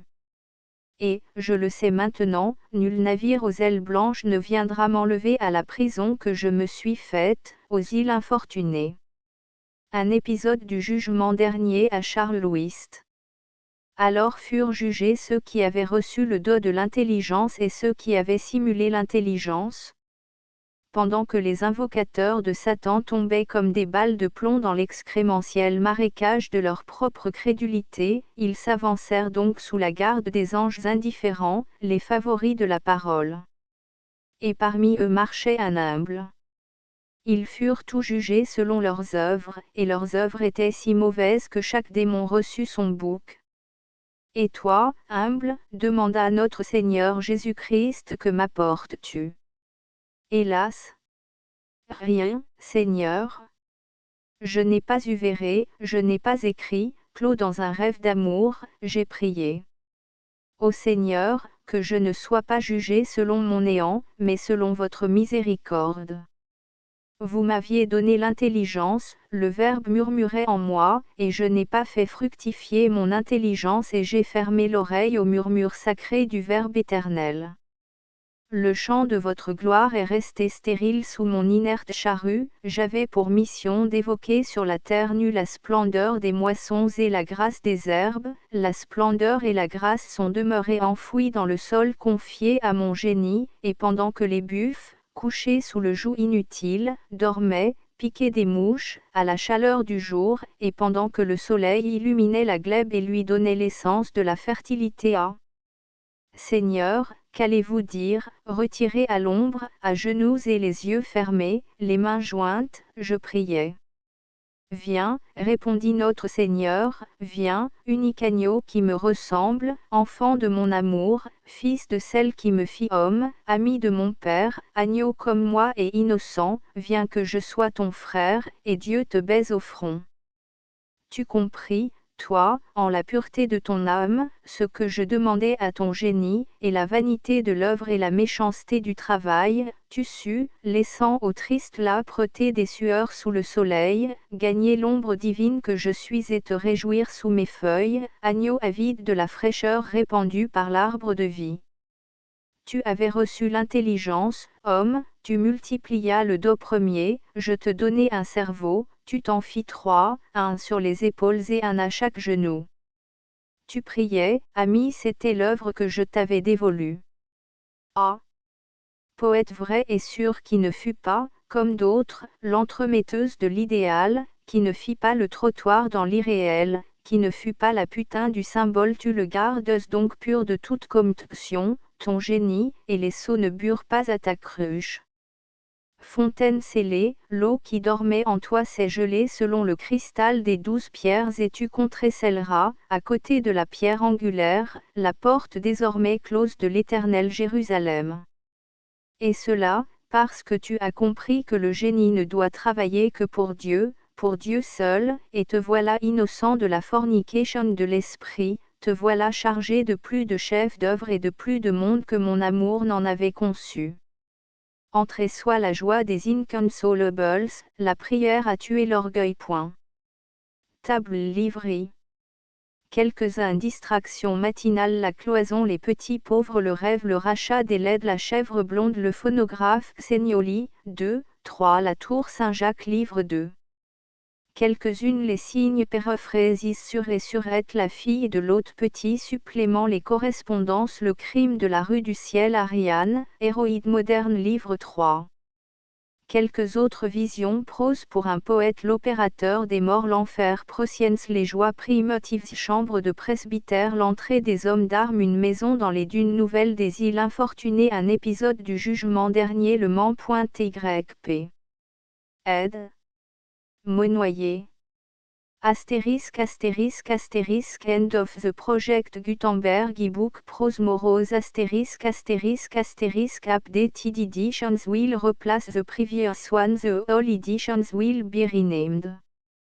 Creating the works from print editions not protected by US copyright law means that no one owns a United States copyright in these works, so the Foundation, and you, can copy and distribute it in the United States without permission and without paying copyright royalty. Special rule, set forth in the general terms of use part of this license, apply to copying and distributing Project Gutenberg symbol marque commerciale électronique works to protect the Project Gutenberg symbol marque commerciale concept and trademark. Project Gutenberg is a registered trademark, and may not be used if you charge for an ebook, except by following the terms of the trademark license, including paying royalty for use of the Project Gutenberg trademark. If you do not charge anything for copy of this ebook, complying with the trademark license is very easy. You may use this ebook for nearly any purpose such as creation of derivative works, report, performance and research. Project Gutenberg ebooks may be modified and printed and given away. You may do practically anything in the United States with ebooks not protected by US copyright law. Redistribution is subject to the trademark license, especially commercial redistribution. Start, full license. The full Project Gutenberg license. Please read this before you distribute or use this work to protect the Project Gutenberg symbol marque commerciale. Mission of promoting the free distribution of electronic works, by using or distributing this work, or any other work associated in any way with the phrase Project Gutenberg, you agree to comply with all the terms of the full Project Gutenberg symbol marque commerciale license available with this file or online at www.gutenberg.org/licence. Section 1. General Terms of Use and Redistributing Project Gutenberg symbol marque commerciale électronique works. 1.a By reading or using any part of this Project Gutenberg symbol marque commerciale électronique work, you indicate that you have read, understand, agree to and accept all the terms of this license and intellectual property, trademark / copyright, agreement.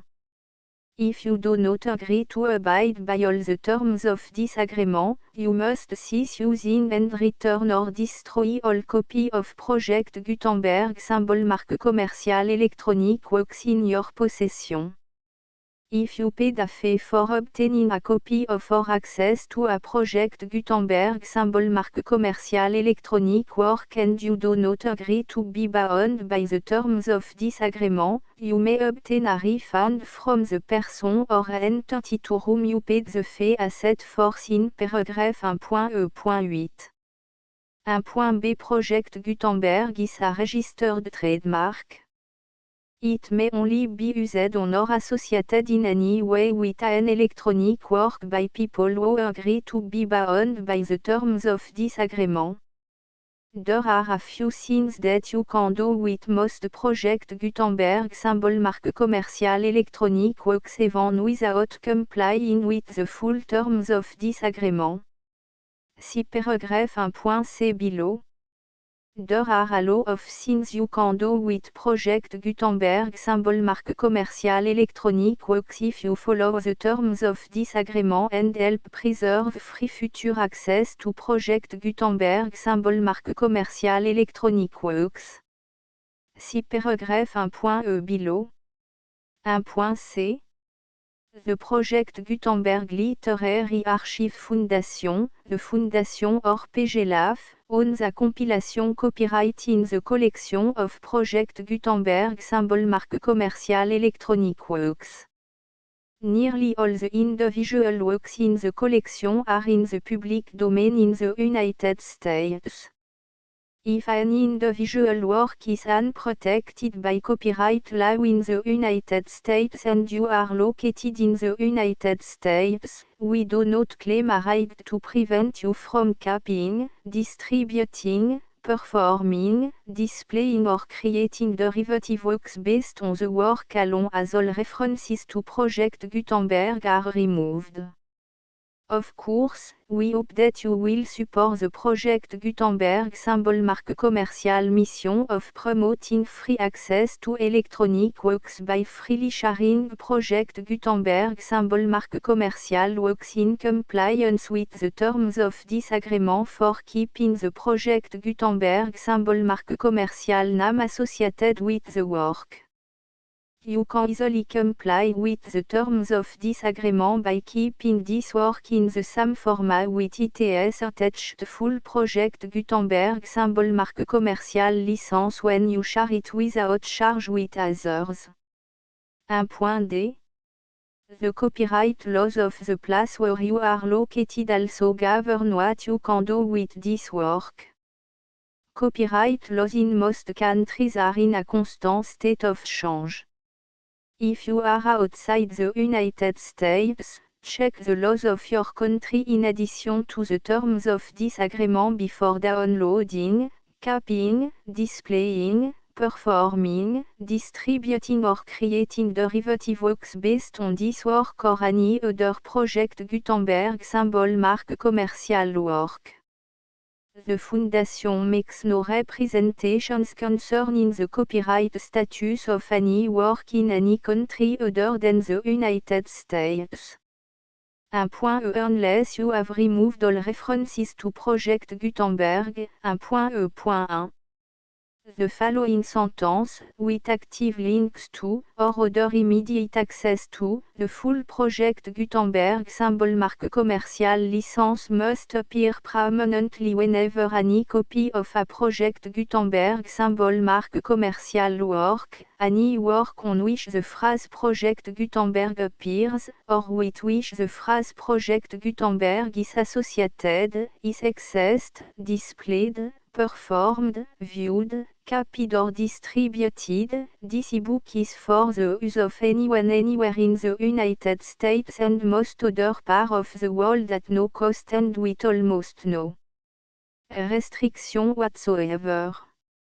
You may copy it, give it away or reuse it under the terms of the Project Gutenberg license included with this e-book or online at www.gutenberg.org.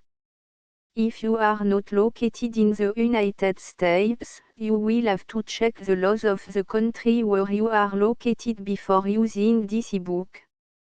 1.e.2 If an individual project Gutenberg symbol marque commercial electronic work is derived from texts not protected by US copyright law, does not contain a notice indicating that it is posted with permission of the copyright holder, the work can be copied and distributed to anyone in the United States without paying any fees or charge.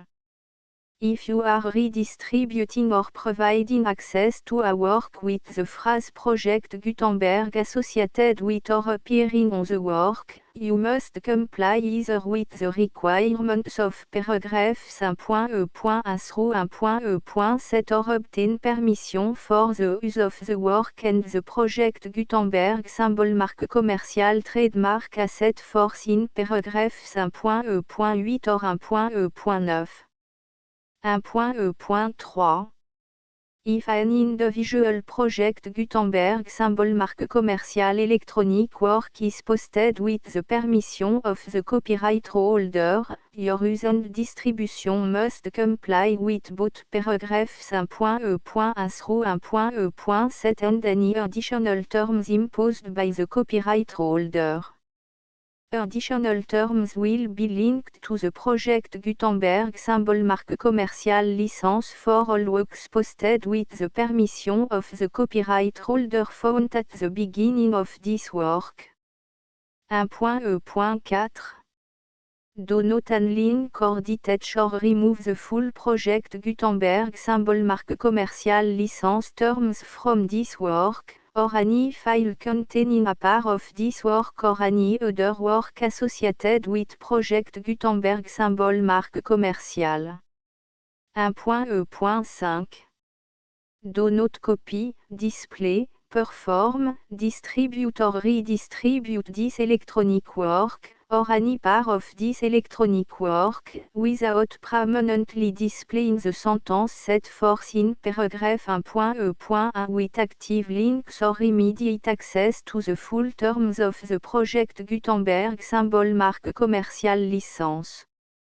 1.e.6. You may convert to and distribute this work in any binary, compressed, marked up, non-proprietary or proprietary form, including any word processing or hypertext form.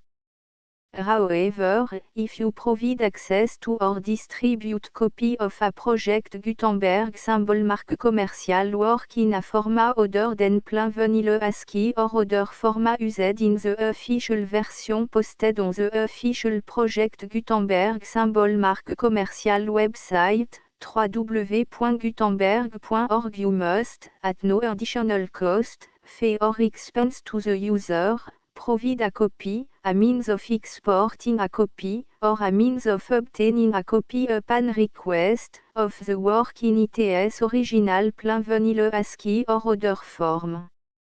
Any alternate format must include the full Project Gutenberg symbol marque commercial license as specified in paragraph 1.e.1. 1.e.7. Do not charge a fee for access to, viewing, displaying, performing, copying or distributing any Project Gutenberg symbol marque commercial works unless you comply with paragraph 1.e.8 or 1.e.9. 1.e.8. You may charge a reasonable fee for copy of or providing access to or distributing Project Gutenberg symbol marque commercial electronic works provided that, you pay a royalty fee of 20% of the gross profit you derive from the use of Project Gutenberg symbol marque commercial works calculated using the method you already use to calculate your applicable tax. The fee is owed to the owner of the Project Gutenberg symbol marque commercial trademark, BU et HAS agreed to donate royalty under this paragraph to the Project Gutenberg Literary Archive Foundation. Royalty payment must be paid within 60 days following each date on which you prepare, or are legally required to prepare, your periodic tax returns. Royalty payment should be clearly marked as and sent to the Project Gutenberg Literary Archive Foundation at the address specified in section 4. Information about donation to the Project Gutenberg Literary Archive Foundation. You provide a full refund of any money paid by a user who notifies you in writing, or by email, within 30 days of receipt that is / does not agree to the terms of the full Project Gutenberg symbol mark commercial license. You must require such a user to return or destroy all copy of the works possessed in a physical medium and discontinue all use of and all access to other copy of Project Gutenberg symbol mark commercial works. You provide, in accordance with paragraph 1.f.3, a full refund of any money paid for a work or a replacement copy, if a defect in the electronic work is discovered and reported to you within 90 days of receipt of the work. You comply with all other terms of this agreement for free distribution of Project Gutenberg symbol mark commercial works. 1.e.9. If you wish to charge a fee or distribute a Project Gutenberg symbol mark commercial electronic work or group of works on different terms than are set forth in this agreement, you must obtain permission in writing from the Project Gutenberg Literary Archive Foundation, the manager of the Project Gutenberg symbol mark commercial trademark. Contact the Foundation as set forth in section 3 below. 1.f1.f.1 Project Gutenberg volunteers and employees expend considerable effort to identify, do copyright research on, transcribe and proofread works not protected by US copyright law in creating the Project Gutenberg symbol mark commercial collection. Despite these efforts, Project Gutenberg symbol mark commercial electronic works, and the medium on which they may be stored, may contain defects such as, but not limited to, incomplete, inaccurate or corrupt data, transcription errors, a copyright or other intellectual property infringement, a defective or damaged disk or other medium, a computer virus, or computer code that damage or cannot be read by your equipment. 1.f.2 Limited warranty, disclaimer of damage, except for the right of replacement or refund described in paragraph 1.f.3, the Project Gutenberg Literary Archive Foundation, the owner of the Project Gutenberg symbol mark commercial trademark, and any other party distributing a Project Gutenberg symbol mark commercial electronic work under this agreement, disclaim all liability to you for damages, costs and expenses, including legal fees. You agree that you have no remedy for negligence, strict liability, breach of warranty or breach of contract except those provided in paragraph 1.f.3. You agree that the Foundation, the trademark owner, and any distributor under this agreement will not be liable to you for actual, direct, indirect, consequential, punitive or incidental damages even if you give notice of the possibility of such damage. 1.f.3 Limited right of replacement or refund, if you discover a defect in this electronic work within 90 days of receiving it, you can receive a refund of the money, if any, you paid for it by sending a written explanation to the person you received the work from. If you received the work on a physical medium, you must return the medium with your written explanation. The person or entity that provided you with the defective work may elect to provide a replacement copy in lieu of a refund. If you received the work electronically, the person or entity providing it to you may choose to give you a second opportunity to receive the work electronically in lieu of a refund. If the second copy is also defective, you may demand a refund in writing without further opportunities to fix the problem.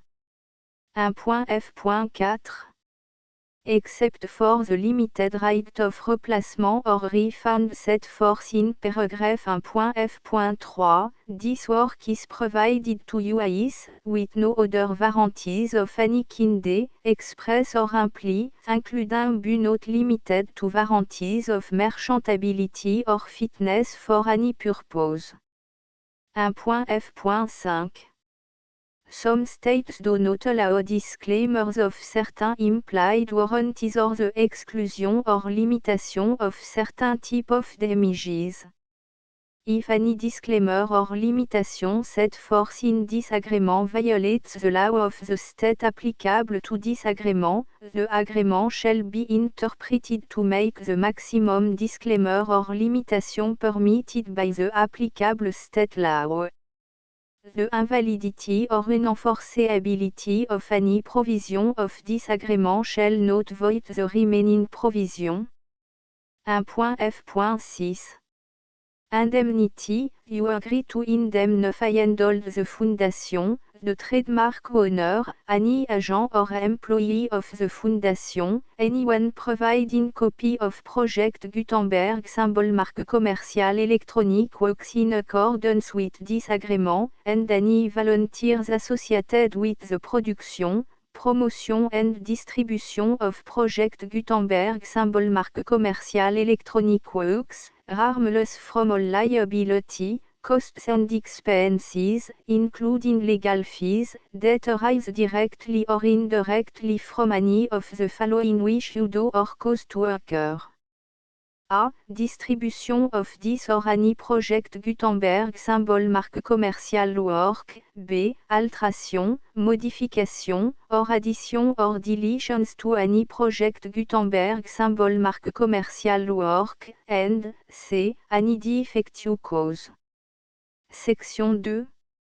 Information about the mission of Project Gutenberg symbol marque commercial. Project Gutenberg symbol marque commercial is synonymous with the free distribution of electronic works in format readable by the widest variety of computer including obsolete, old, middle-aged and new computer.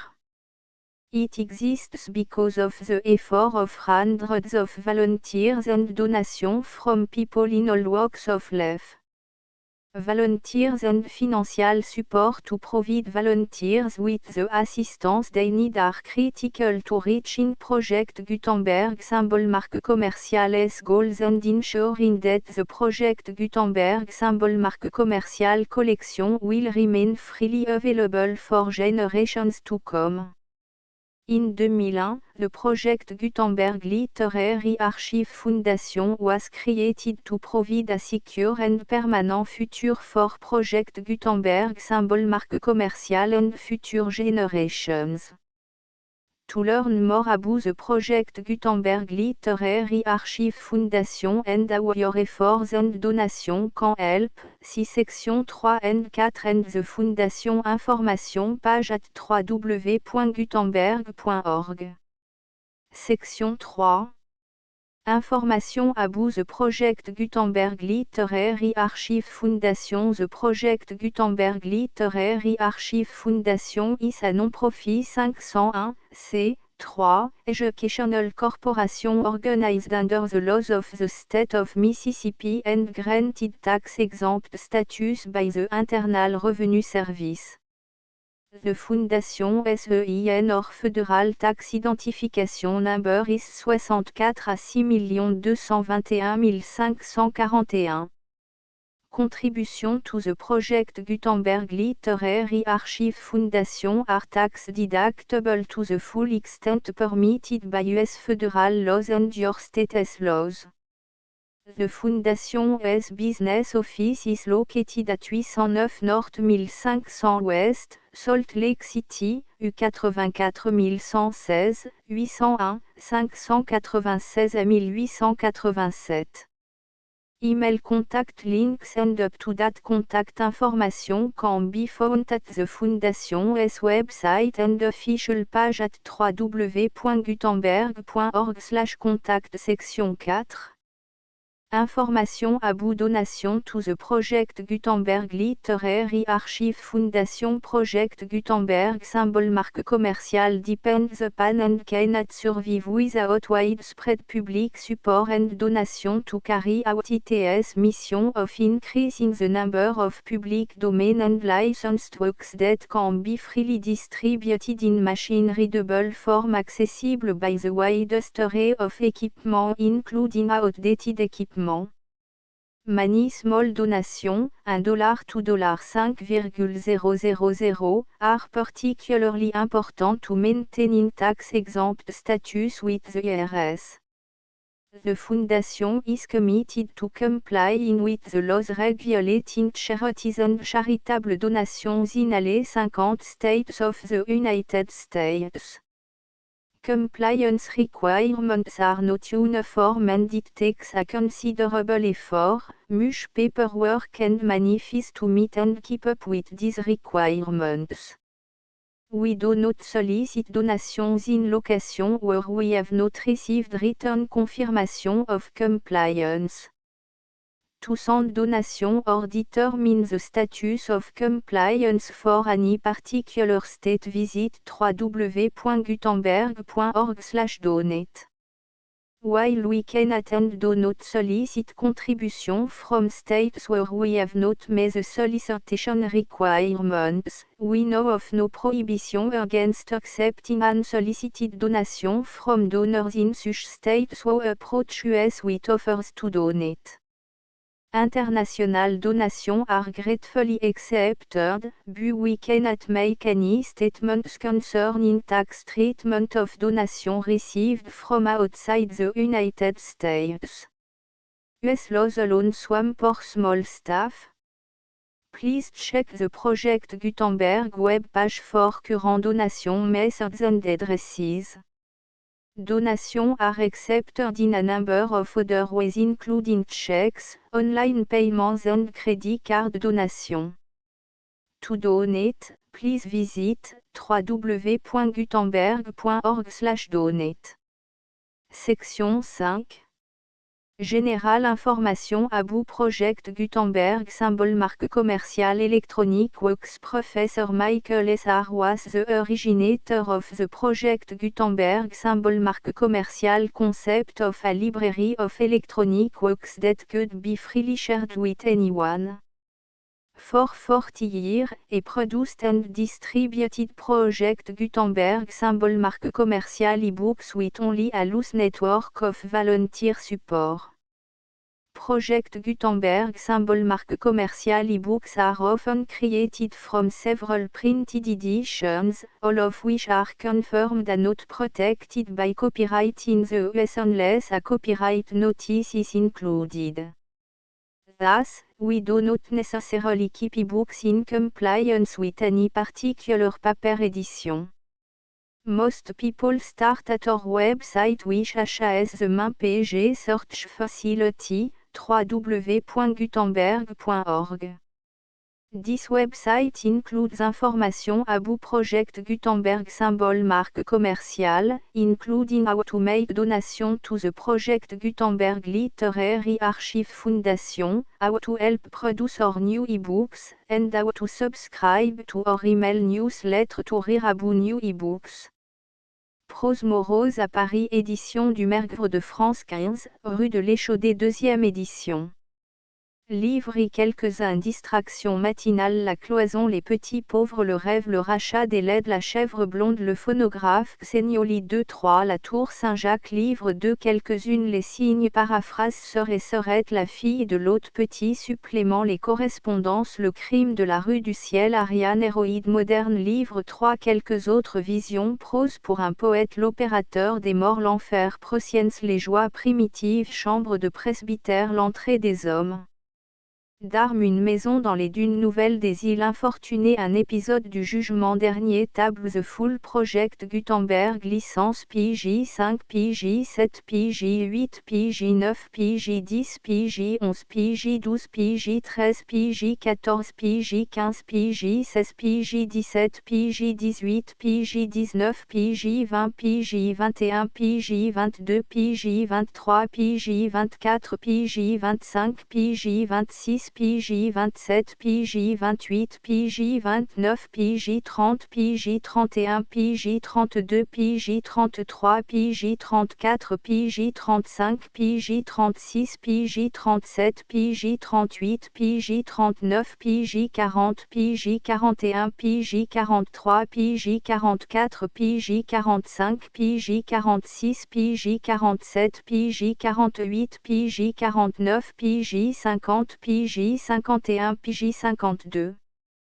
PJ 53 PJ 54 PJ 55 PJ 56 PJ 57 PJ 58 PJ 59 PJ 60 PJ 61 PJ 62 PJ 63 PJ 64 PJ 65 PJ 66 PJ 67 PJ 68 PJ 69 PJ 71 PJ 72 PJ 73 PJ 74 PJ 75 PJ 76 PJ 77 PJ 78 PJ 79 PJ 80 PJ 81 PJ 82 PJ 83 PJ 84 PJ 85 PJ 86 PJ 87 PJ 88 PJ 89 PJ 90 PJ 91 PJ 92 PJ 93 PJ 94 PJ 95 PJ 96 PJ 97 PJ 98 PJ 99 PJ 100 PJ 101 PJ 103 PJ 104